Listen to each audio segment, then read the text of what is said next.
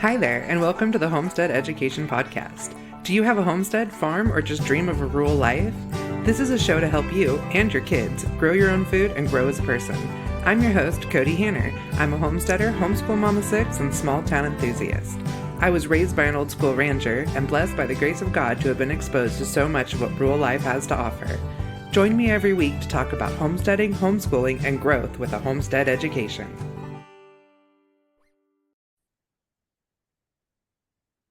Hi, everyone, and welcome back to the Homestead Education Podcast. I just want to remind you that you can get all my homestead science books for a new way of teaching agriculture on my website. If you're a school or co-op and need invoicing, feel free to reach out to me directly. Today, I have Kris Cox from Homeschool with Confidence on. She is a consultant, a speaker, and an author, and I am just so excited to hear everything that she has to offer on setting up your homeschool. So, hi, Kris. Hi, Kody. Good to see you. Good Thanks to for see you having me. too. Absolutely. So, Kris and I met at the South Dakota Homeschool Conference. I think that's how a lot of my podcasts start, is me telling you how I met these people on the road. But her and I just kind of hit it off right off the bat, and we had so many things to talk about, and I thought she would just be a great addition to our homeschool discussions. Thank you. I agree. It was fun to meet you. I enjoyed it a lot and fun to see Yeah, your booth and all the things you had to offer. And I love conferences. They just like, I don't know. I'm an introvert and an extrovert at the same time. So like I need those conferences to get all my energy flowing, and then I leave and I'm like, "Whew, that was too many people for me today." I'm usually exhausted too, but I love it at the time. Yeah, Right. So, do you want to tell everyone a little bit about yourself, like your homeschool background, how you got your business started, that type of thing? sure. Thank you. Sure. So we have four kids that we homeschooled starting and well, it ages me a bit, but 1995 is when we started.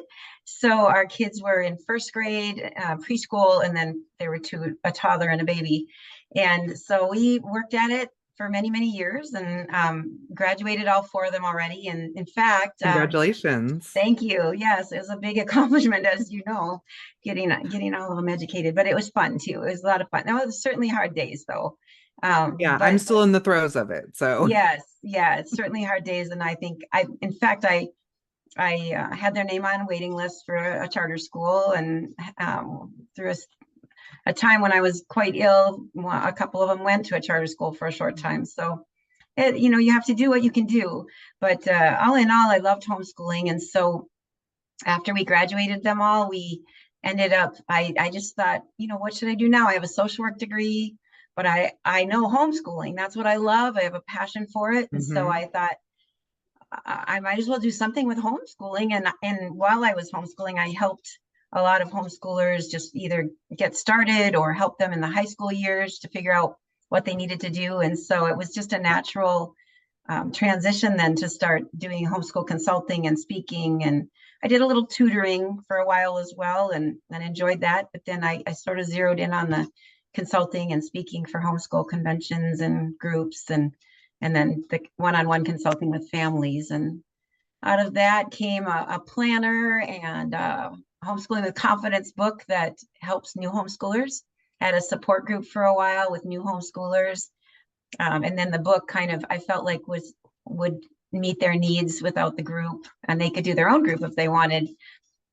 And then recently added Trisha Pohl to the business, and she's fantastic speaker and loves the Lord, and so she's got six kids herself and is homeschooling still. So that's been fun. We're just excited to see where God has for the future for us. And yeah, Yeah. I recently wrote a book for high school too, a book and a planner for high school, navigating high school. So Well, and those are that's kind of how our conversation got started. Is I have a couple of high schoolers. They're my middle kids. I've already graduated too. uh-huh. And That's then we have great. two littles that are barely getting started.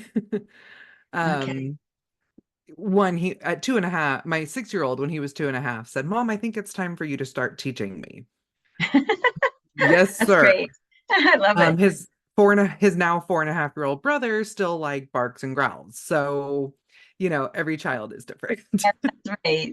More motivated. Some are better at that, and others are, need more time. It's okay. Yep. So it was actually my husband and I were talking recently about where we've come over the last 8 or 9 years of homeschooling Yeah. because we didn't start out as homeschoolers. We were kind of like, are you kidding me? You want me to teach my own child? What are you talking about? Like, Yeah, ugh. I get it. Yeah, I started out, I dragged my feet a bit too into it. Yeah, Yeah, we started reluctantly. We started because our eighth grader at the time got in some trouble at school, and we thought best for him was to come home for a semester and see if we could just kind of mellow him out and um focus on some like core skills with him so he could go into high school the next year, and sure. nobody ever went back. That's awesome. Yeah, that's how I felt Um, about it after we got started too. Fall in love with it. Yeah. absolutely. And the first couple of years were really hard. We tried to do the school at home thing because we kept thinking our kids were going back to public school. Hmm. And so we wanted to keep them regimented. And we had one child with ODD. I've talked about it on my podcast quite a bit. I don't know if you've ever dealt with it before. It's oppositional defiance disorder. Yeah, I'm familiar. Yeah. Whew. It's And rough. It's really rough. Yes. yeah, so if we weren't regimented, he really saw that as like holes or weaknesses. Sure. So we had a really hard time for a couple of years. Like it was very exhausting. I bet. And we talk about how we wish that we would have, even 8 years ago, there wasn't the resources out Right. there that there are now. I mean, it's really exploded over the last 3 or 4 years. Especially since COVID, I think people Hmm. are more aware of all the mental health things that can happen, and they're meeting the needs better than they used to. Yeah. And so we were just like, man, we wish that there would have been someone like myself or yourself to Hmm. just tell people it's going to be okay. Yeah, sometimes we need that. And especially now, there's a lot of families that um they started homeschooling, but now they're kind of going, okay, now that we get to the high school years, that's when we send them back. And honestly, I think that's when they need to be home the most. I Like, how are they agree. going to learn to integrate with society if they're separated from society in school? Right.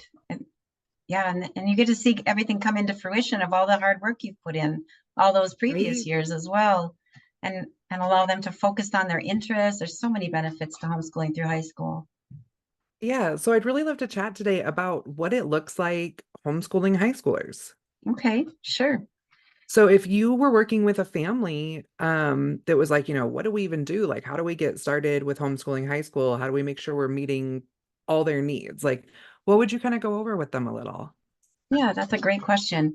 I like to find out a little bit about the family and the student and get to know like their learning style preferences, their interests, maybe if they even have an idea of what they want to do going forward, as far as after they graduate.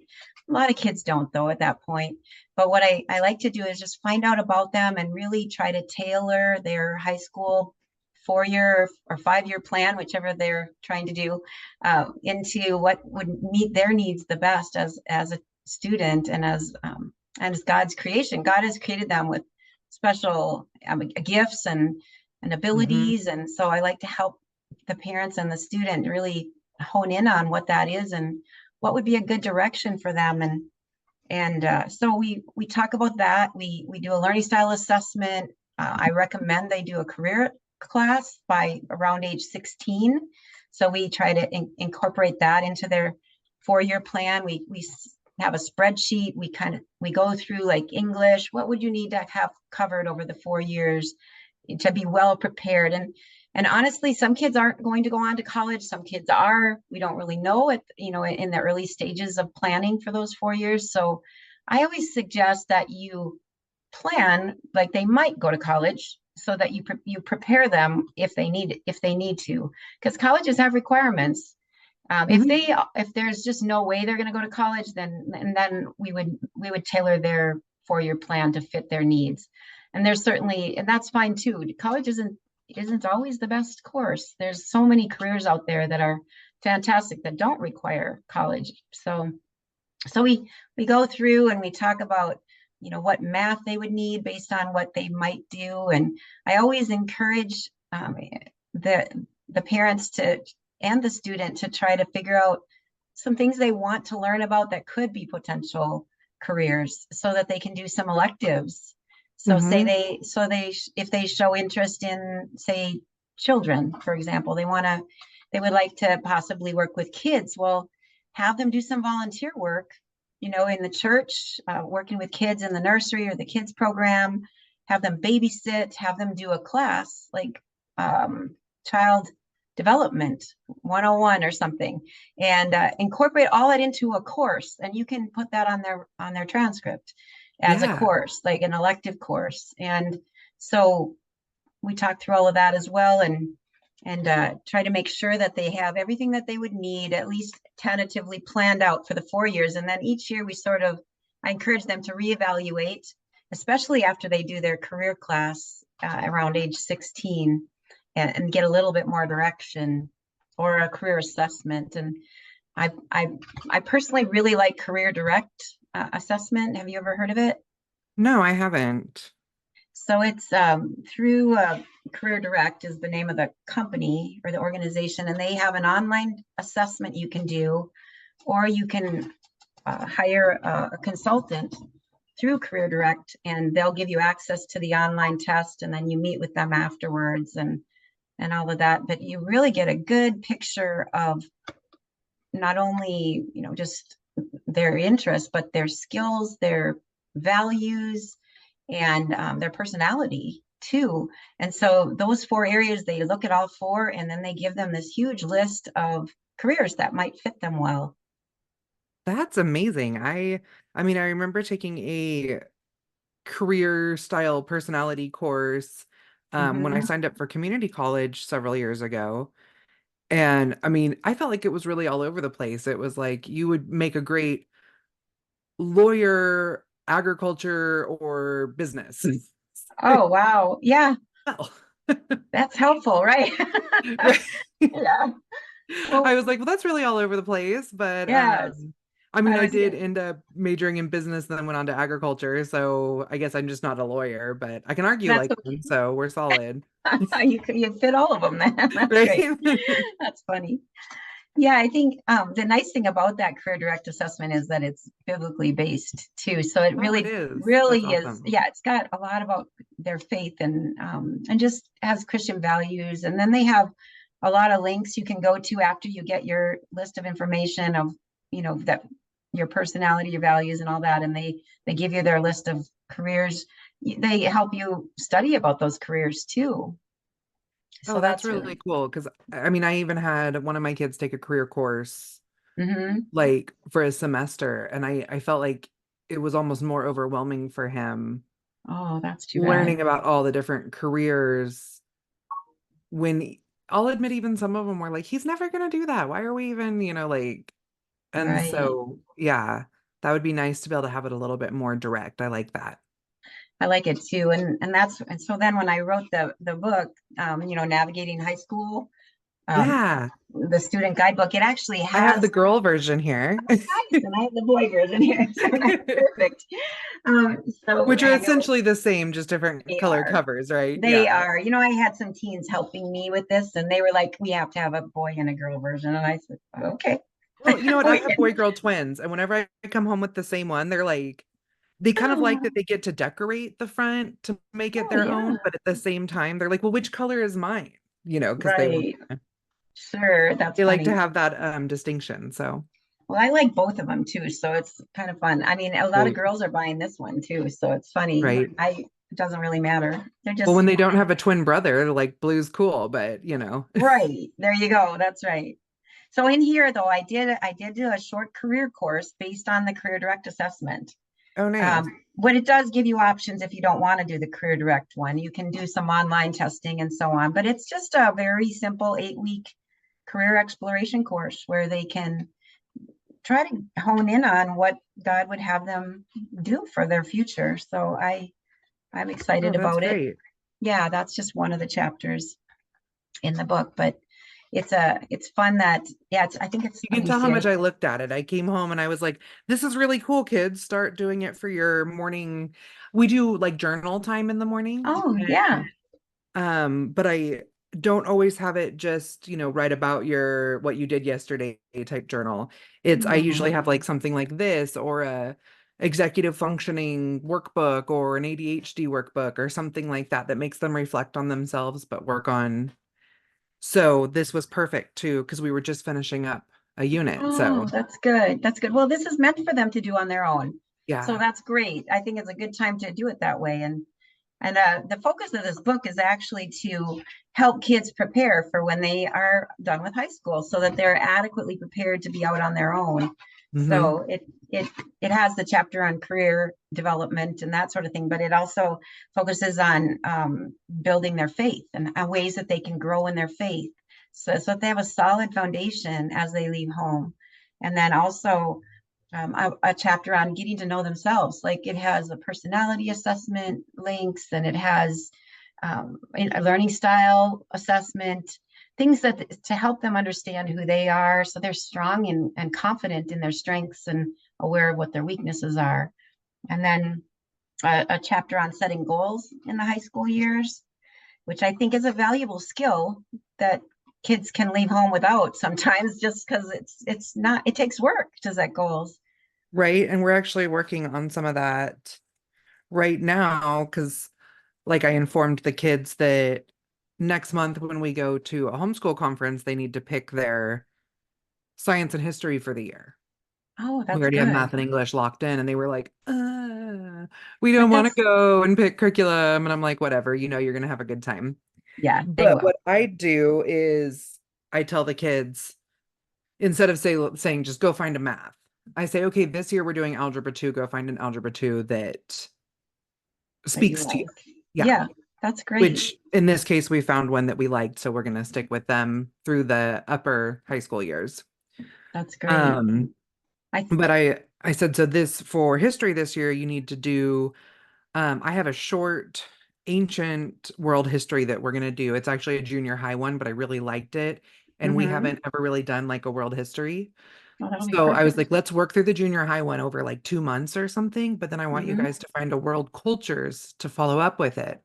And they're like, Good. why do you pick these certain ones that we have to choose from? And I said, because these are the things you kind of need for high school. In Idaho, there's Right. no requirements, Oh, okay. like none.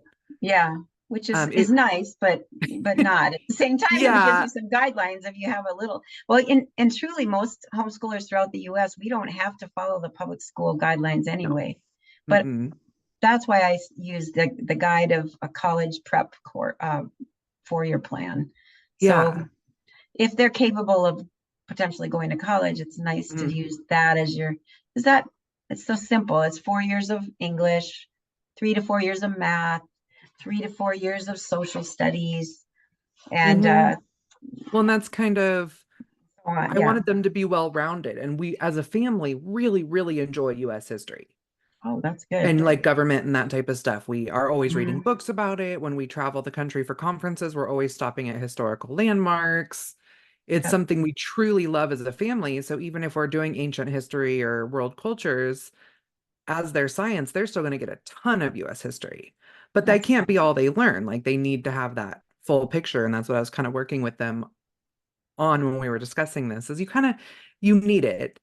yeah. And then actually, this is kind of a little side note, but I was flipping through the Christian homeschool bookstore catalog that came in the mail yesterday. Uh-huh.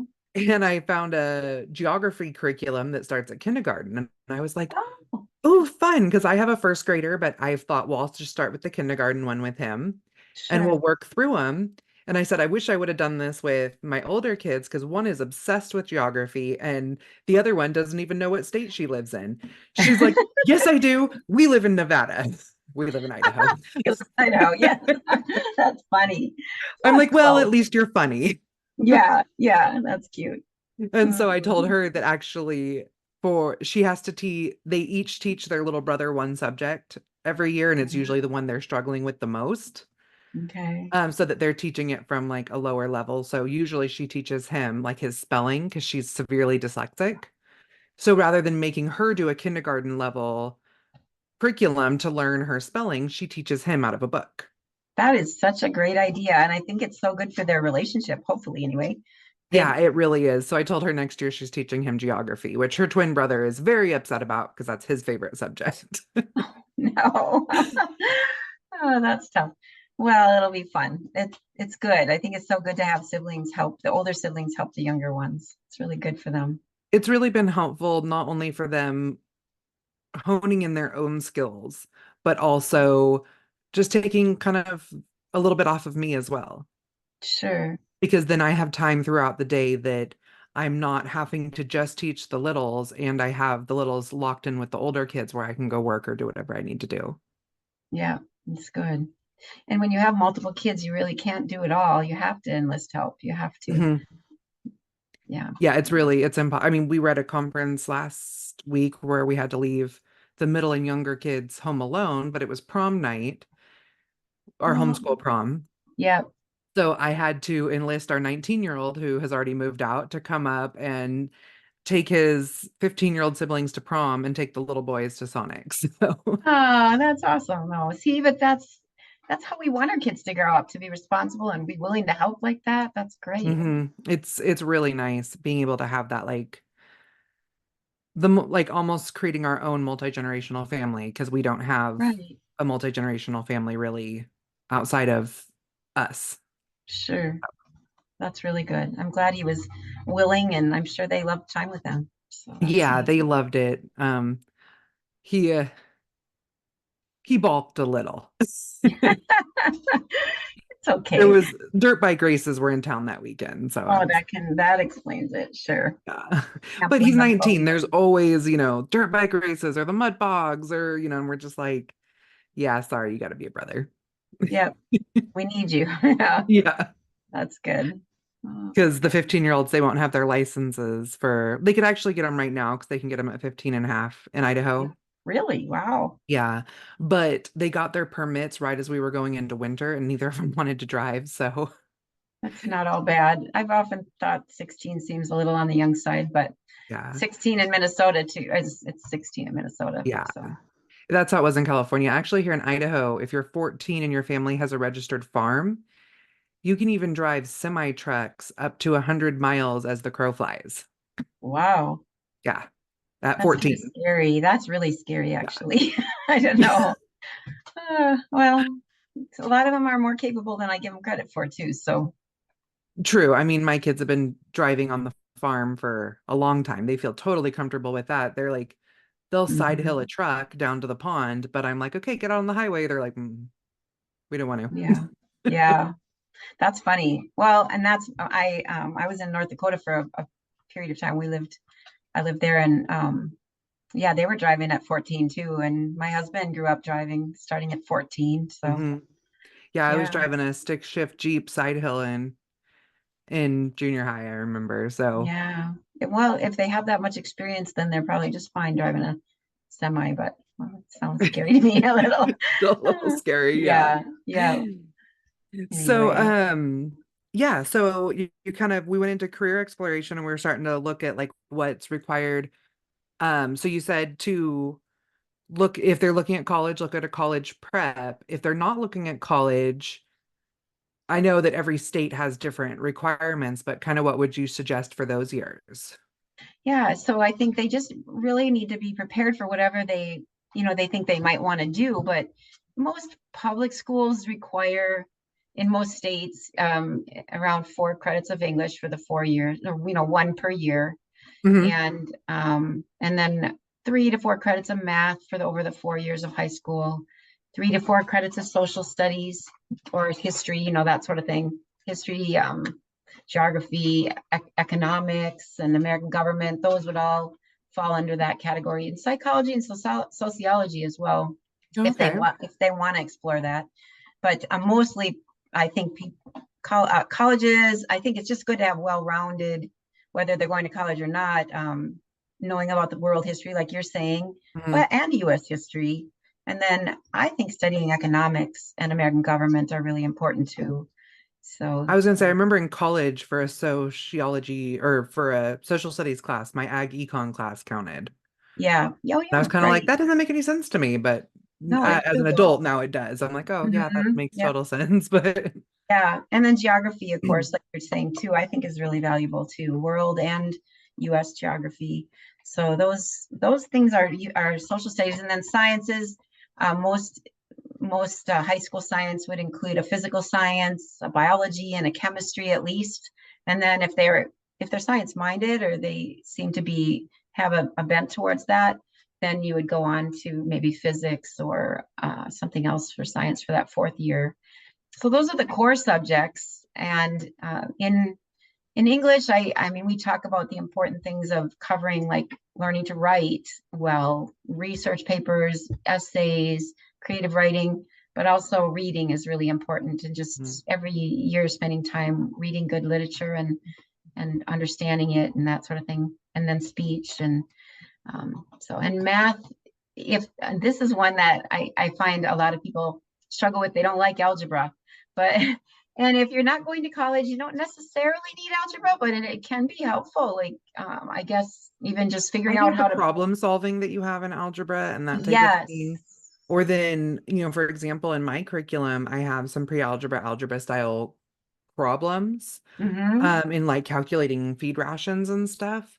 And I Yeah. did a video on it, and I had a lot of parents email me back and say my kids said this is the first time they saw a use for algebra as an adult. Yeah.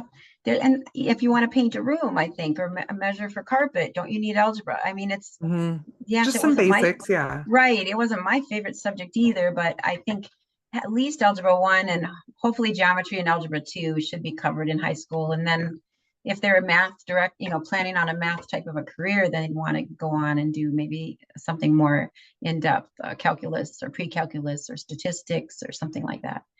And so Right. once you have those core subjects, then you want to look at, I think you should have phy ed and health because that's learning how to take care of your body. And that's hmm something we need, no matter what we do going forward. So being physically Right. active is valuable. And then music, like the fine arts, music and art. I just think it's good to expose kids, at least give them a credit or two if they're interested. And those kids that are really strong in the fine arts, they'll have 4 or 5 credits or more. Right. But and that's fine too. And then the last one I always encourage people to really pour into is the electives, Yeah. and that's where they get to explore what they're interested in and delve deeper. And of course, they could do their Bible, learn about the Bible and their faith and that sort of thing in the electives as well. But electives, I think, can really guide you towards a career. A career course would be fit in the electives too. Yeah, I agree. We try to keep our days short because Mhm. I mean, we're farmers. We have to be able to get out and work on the farm, which honestly is an Sure, elective in its own because they're getting it business is. experience and that's where they get their physical education. Yep. Or, And then, we do nutrition separate, but like they do their physical work out on the farm. sure, that's And great. I mean, even in the summertime, we're foraging, so we're hiking miles in the woods. That's their That's great. I don't feel a need to make them do like sit-ups or run the mile or No, anything like no, that, they're doing great. That's the kind of thing I mean, just learning to be Mhm. active physically. I I don't call think it they their have to farm learn how to, gym. they don't have to learn how to play basketball or soccer or any of those. I mean, you can, but you don't have Well, to. and when they were little, like not little, but in their younger years, they played, t-ball and baseball Sure. and with Yeah. the city. And then, now I say they have a farm gym, get out there and work. There you go. That's I mean, perfect. post hole pounding, like my boys have wide shoulders. I bet they're strong. I bet they're really strong. That's all I think is important. Just learning to take care of your body and hmm not just being a couch potato. So Right. But so we'll do a lot of our like they do devotions for like 15 minutes in the morning, but then they that's go to youth great. group and we have church on Sunday, so they get their plenty Great. of religion there, and then we go into our journal time, which is like your type of book, Hmm. and then they do their schoolwork, and then they each get to pick an elective, and it can be a full year elective, it can be a shorter elective, just kind of whatever they want Yeah, to dive into. sure. And then we do school only 3 or 4 days a week, so they have time to have part-time jobs and things like that. That's great. But something that I feel like I have when I go to homeschool conferences, a lot of parents come to me and they start worrying about their kids, like, quote, being behind. Mm, I think we worry way too And much about that. we really Yeah. do. Yeah. My twins, they're a really good example because, as twins, they should be like, they're the same age. But Sure. one is severely dyslexic and one is autistic. Sure. So So there, he can my autistic son, like, he can spell like nobody's business. that's But getting him fantastic. to like write a sentence that has any type of substance to it is exhausting. Like, he can tell me a really good story and I'm like, okay, now write that down. And yeah, it's not Yeah. happening. Where Yeah. my daughter tells beautiful stories, but she can't spell to save her life. Sure. Well, So we actually we found a curriculum we liked and I did a placement test and were freshmen this year and they placed into the 7th grade level. okay.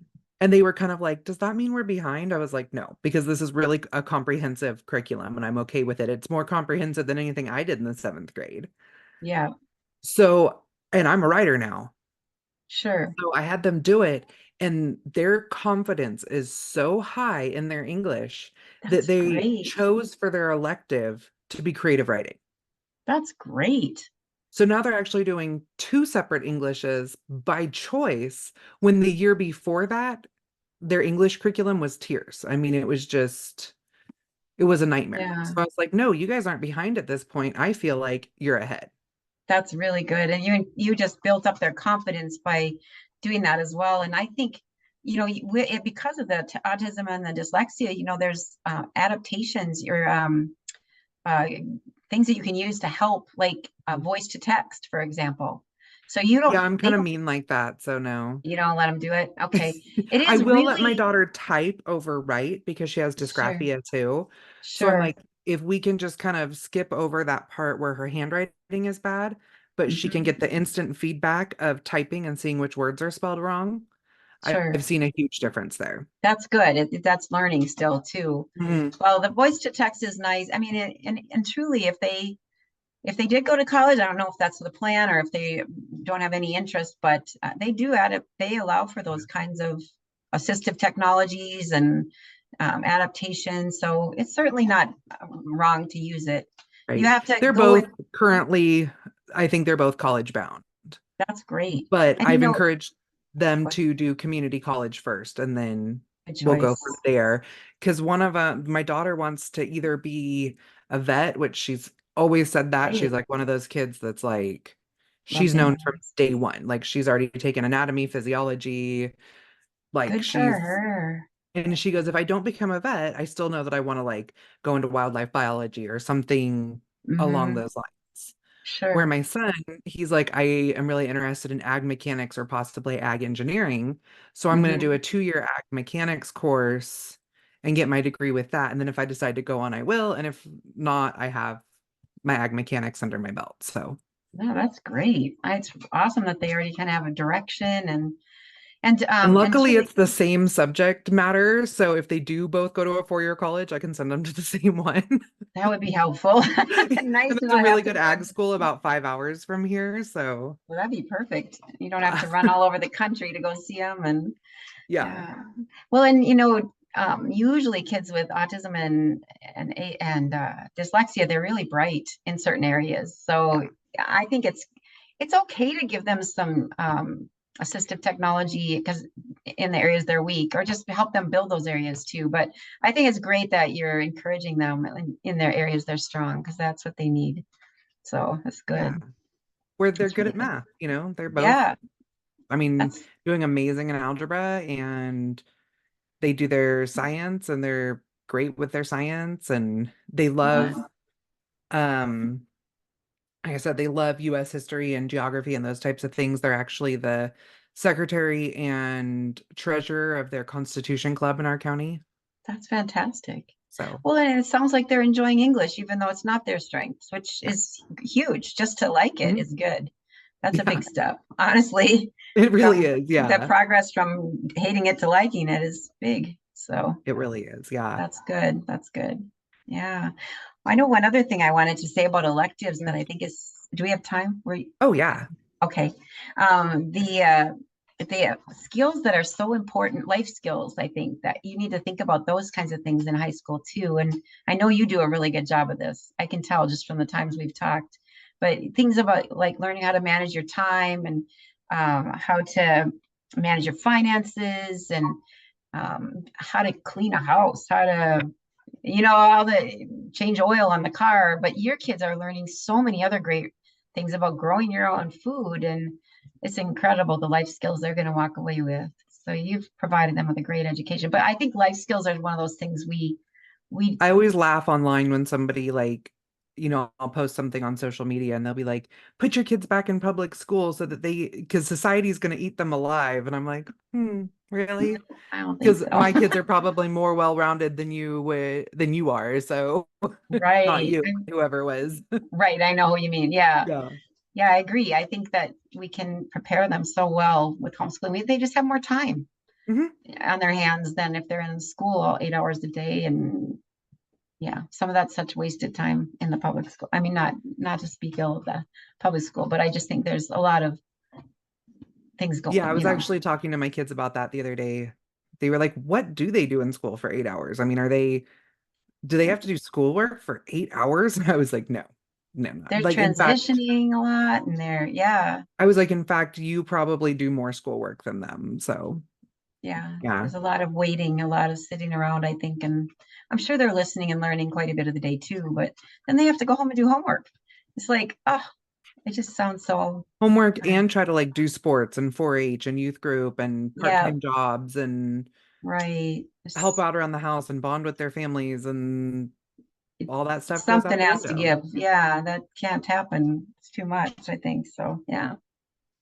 Anyway, yeah, I'm thankful for the ability to homeschool through high school. I think it's just a great way to go. That I think kids do come out well prepared for whatever. I really agree.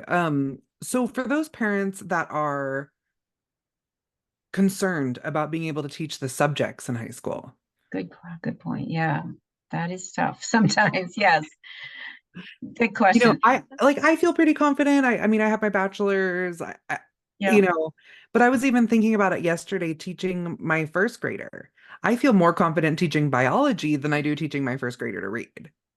Teaching to read is a big job, actually. We don't, and Right. after going through it 4 times, I'm like, I'm so glad I got the privilege of doing it, but that wasn't easy with He's especially actually one of the my first kids.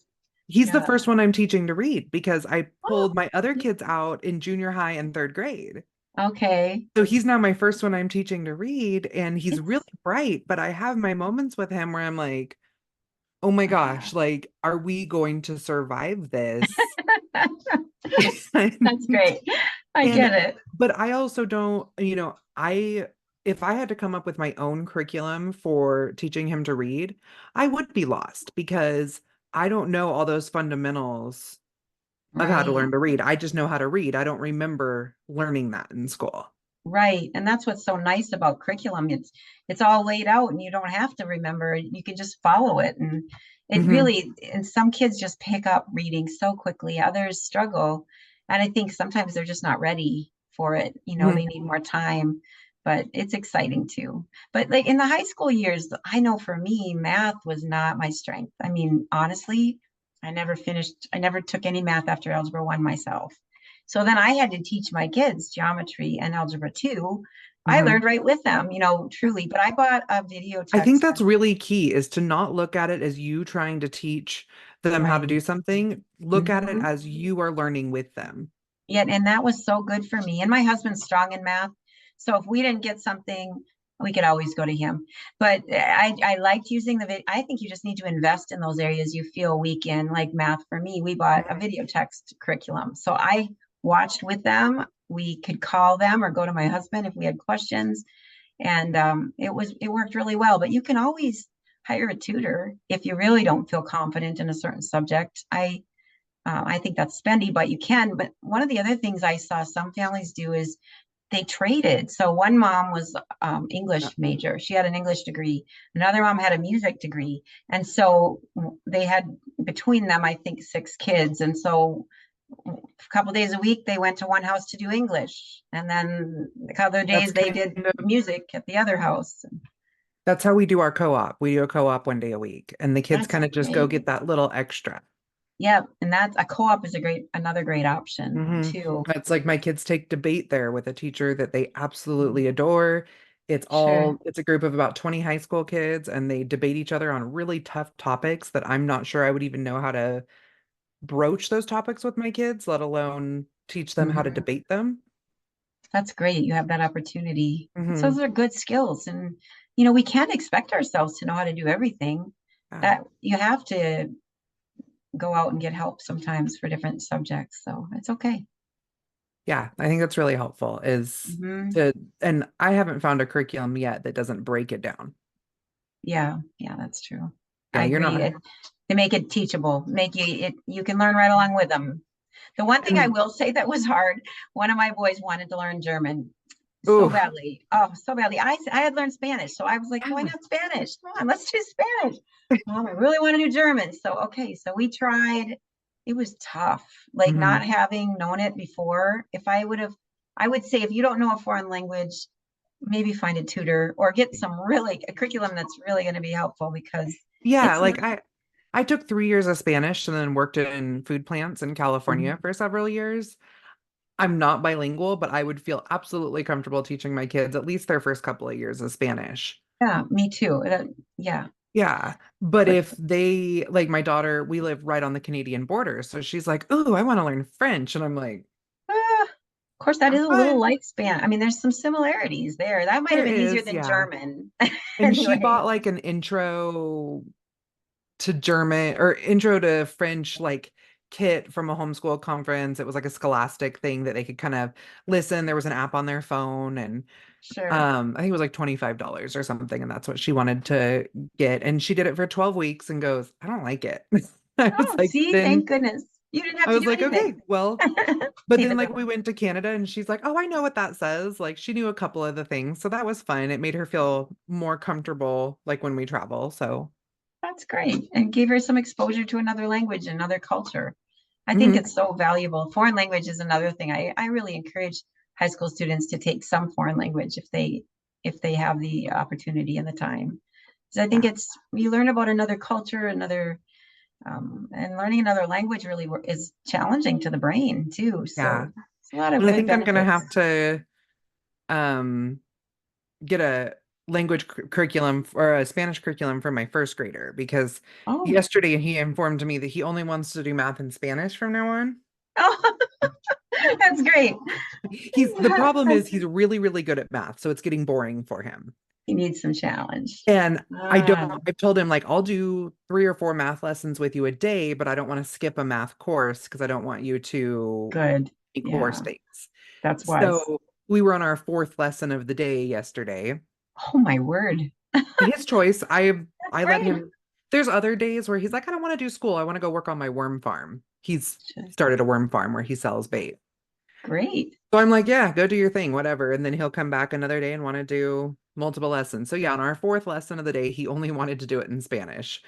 It's like, I've never seen a Spanish math curriculum that I can think of available in the US anyway. So, yeah, but I no. imagine there probably is one, but So I I just, would read him like the instructions in English, but then we would say all the numbers and the plus and minus and equals and stuff in Spanish. that's great. So I'm like, I think I need to get him a Spanish curriculum because I don't want to do math in Spanish every day. No, that's tough. Well, there's some good ones. You might even be able to go to the public library. They online, I know I can download a Spanish curriculum online from my public library. Okay. It's I'll have like to it's look sort into of, that. I did see one in the Christian bookstore oh, catalog good. yesterday that's for like 6 to 12 year olds or Oh, something. So perfect. Yeah. and It's a lot. it was like $12. I was like, sold. Yeah, there you go. The one in the library is like Rosetta Stone. That's really a nice Oh, one in that you learn from a picture versus, yeah. seeing the English word and then the Spanish word, you're learning from a picture. So it's like you're We learning paid it like for the real native Yeah, we learner. paid for an app of Rosetta Stone for my older boys when they were in junior high. A good program. Yeah. Yeah. Well, good for you. That'll be fun. Yeah, I'm Maybe having looking a Spanish fluent household eventually, huh? maybe. I think this Yeah. my 6 year old I think is going to do big things. So Sounds like it. He knows what he wants. I like that. He was just kind of born that way. Like, I don't even really take credit for him. I just encourage it. That's fantastic. Good. So, we're kind of getting to the end of our time. So, Sure. my favorite question to ask everyone is, what does keep growing mean to you? Oh, that's good. I just think, well, one of the things I always told my kids was that they should be lifelong learners. They should always learn, no matter, I mean, I'm in my 60s now. I'm still learning. I still want to keep learning. I don't want to ever stop. And so I just think developing that love for learning that keeps you always trying to learn new things, that would be to me like you keep growing in your faith, of course, too. But I when you first said it, that's what came to mind, is that just that continual desire to learn. And one of our boys in his 20s would go to the library and speed read on a topic he wanted to read about, because he's like, well, you taught us to be lifelong learners, Mom. I want to know about this, so I don't have a lot of time. I'm going to speed read it and Oh, learn that's about it. awesome. Yeah, but I I I do I just think it's good to keep always growing and knowing more. I have one that checks out textbooks on ag mechanics, so Well, that's and fantastic. reads them, and then has That's for fun, in-depth right? conversations with his dad and the neighbors and that type of thing with their equipment, which is actually it's been really helpful because my husband does all of the mechanics for the neighbor's farm and trade for hay. And my husband's a great mechanic, but a lot of their equipment is from like the 50s. Oh, that's tough. Yeah, and so my son recognizes it and can have those conversations with my husband while he's figuring out the mechanics of it. So that's been pretty cool. So they could be a team. That's great. Hmm. Yeah. Well, that's So, exciting. That's all right. wonderful. Well, do you want to tell everyone about all the things you offer and where they can find you and all those good Sure. things? Sure. I have my website is Homeschooling with Confidence. It's actually hswithconfidence.com. And I have a lot of great, just free resources on there. Learning style assessment, if they want to find out what their kids' learning style preferences are. And I think that's really helpful in teaching them. Gives you tips also on how to teach kids with different learning styles. And then I have my Homeschooling with Confidence book is a guidebook kind of more for new homeschoolers, but Mhm. just helping them keep on track. And then I have an all-in-one planner that covers not only planning for homeschool, but for your home, like meal planning and chore charts Ooh, and nice. just general all the things you have in a planner, calendars and all that too. But so that's available on my website. And then my two high school books, Navigating High School, the one I just showed you, the guidebook, but I also have a priority planner for high schoolers too, to help them live by their priorities, but also and keep on track, getting everything done that they need to. So it's a planner, but it's also helps them think through their priorities in life, and has the stuff to help them grow in their faith too. And then Trisha has written a priority planner for moms. That's fantastic. Did you see it when you were at the? Yes, I did. Yeah. Yeah, I really enjoy it. It's helping me to think through and not just live like this has to be done this week. I can think, what do I think is important to get done this week? I'll still have to get those other things done too, but I can get my priorities in there too and make a plan for I like that. that. So I like that. And I think high school students are capable, and it would be really a good skill to start that young, learning to I live agree. by your priorities. It's a big one I do with my kids. Like if we take a week off for something, someone's sick or whatever, when we come home, when we go back to school, the first thing they have to do is make a plan on how to get caught up and turn it into me. That's excellent. Setting goals like that is really Yeah. good. Because Yeah. that's what I would have had to do in high Yep. school. So Sure. I think that's great. yeah. Uh, So, well, thank you so much for coming on today. And I'll make sure I thank link all of you. this in the show notes. Thank And you. everybody go check her out and get your homeschool and your high school kids on the right track. Thank you so much, Kody. It was a pleasure to be with you. Thanks. Thanks. Bye-bye. Thank you for joining me today at the Homestead Education, and I hope that I have given you something to think about this week. To help others find me, please comment and leave a review on your favorite podcast player. You can also follow me on Facebook at the Homestead Education and Instagram at homestead_education. Do you have questions that you would like answered or just want to say hi? Please email me at hello@thehomesteadeducation.com. Until next time, keep growing!